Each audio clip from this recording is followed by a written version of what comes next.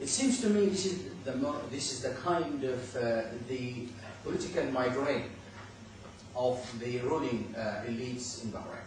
That they are very concerned about the imbalance between 70% or more Shia community and 30% of Sunnis who is controlling the whole country.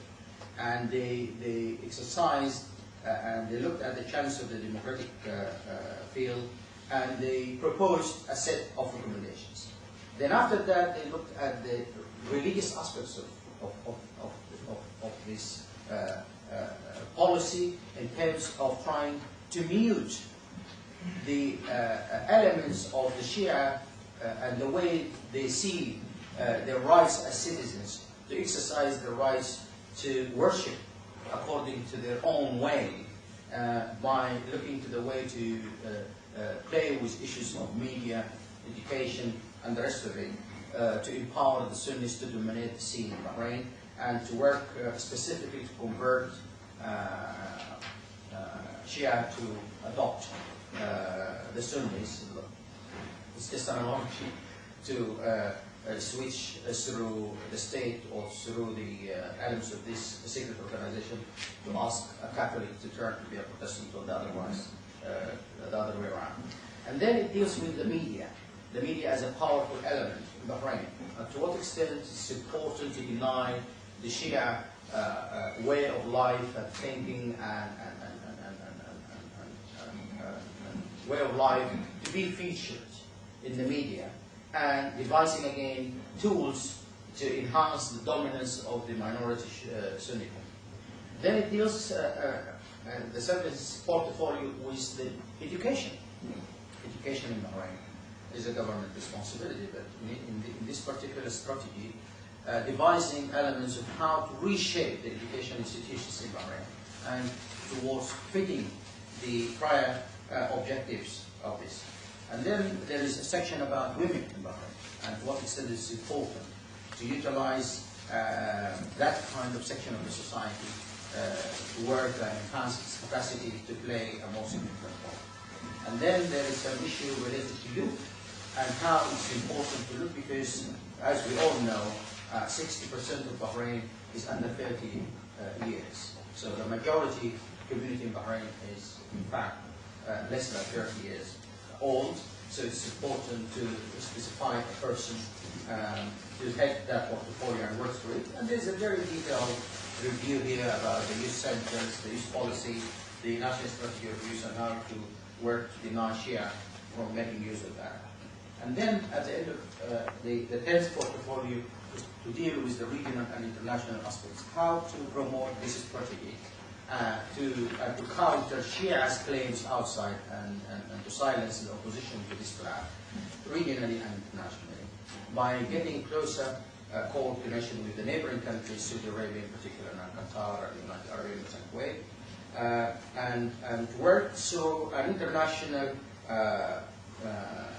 advocacy program based in the UK to try to educate the West and to deny access to people like Lord Avery, not really to misconceive this sinister plan and to try to work against it. In fact, this is the strategy, but any person can sit down and produce a strategy. The most horrific element of this is to look at the way we charted the organization and setup of this organization. And to what extent it was well funded and well organized. And in page 9, we put here in this copy the chart of the links and the connections between those kind of portfolios and elements. And we identified the champions of each one of these projects, and we put detailed review of the names of the people implicated in this. And we were very careful. I was personally headed a counter-investigative team to go against the information here. We worked, a group worked towards collating the program, and a group worked against their findings to go and verify names, addresses, bank accounts, connections with parastatals, connections with organizations in the society, which we call as front organizations. And we were very adamant even to get photographs of the people. And again, here it shows that not only the capacity of the Gulf Center there, but the brave sense of commitment of those people who work on the ground. And yesterday I said, oh, they are still living on the, I said rather than saying the lion den, which would give a glamorous aspect of that, I named them as living in the Fox Alley. Because they are there now, and I am here, and I feel a moral obligation for protecting them, and I would hope the international community will exercise its role to protect these people from any revenge. Because I'm sure people will be very inside the government or outside the government. Now they will track who did what. And intentionally, in fact, one of the things which we worked on, we consulted a security person who helped us to identify few things which we denied not to publish it here, which would really point fingers towards particular people. So we were very careful. And after that, we produced 220 pages. If we included everything, this document could have been, more than 1,000 pages. The second portfolio, which we called it here the sectarian switch. There is a person who is having fun, having foot soldiers who go out, trying really to find recruits from the deprived elements of Shia communities, having financial, social, or maybe spiritual crisis, I don't know, and try to convince them to come back and to convert to the most proper way of worshipping God, being Sunnis. And this sinister network in this particular portfolio, it went to the extent that we were in a moral dilemma when we recovered the names and the addresses and phone numbers.